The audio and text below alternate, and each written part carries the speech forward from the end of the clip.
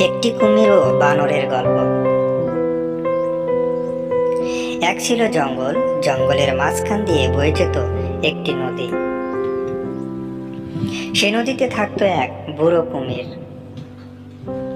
সে আর শিকার করতে পারছিল না, কারণ তার শরীর অনেক দুর্বল হয়ে গিয়েছিল।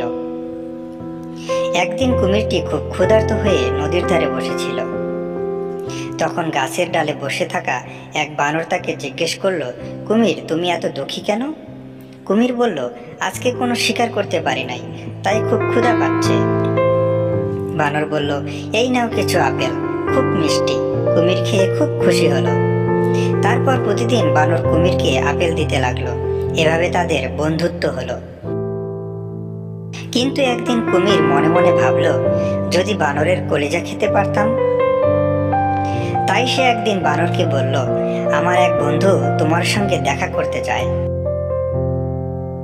বানর কুমিরের কথায় রাজি হয়ে যায় এবং খুশি হয়ে কুমিরের পিঠে চড়ে নদী পার হচ্ছিল।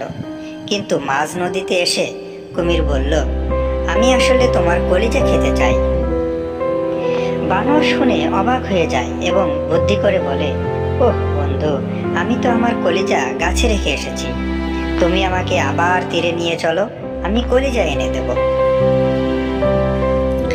কুমির তাকে তীরে নামিয়ে দিল।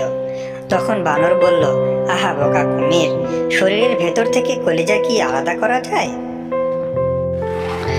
তুমি আমার দেওয়া এত মিষ্টি আপেল খেয়েছো, আর এখন আমাকেই খেতে চাইলে? এখন থেকে আমি আর তোমাকে কোনো ফল দেব না। কুমির তখন খুব ক্ষুধার্ত হলো আর তার ভুল বুঝতে পারল। এই গল্পের শিক্ষা হলো, কোনো কাজ করার আগে ভালো করে চিন্তা করা উচিত। Thanks for watching my video. Please like and subscribe our channel. Don't forget to press the bell icon.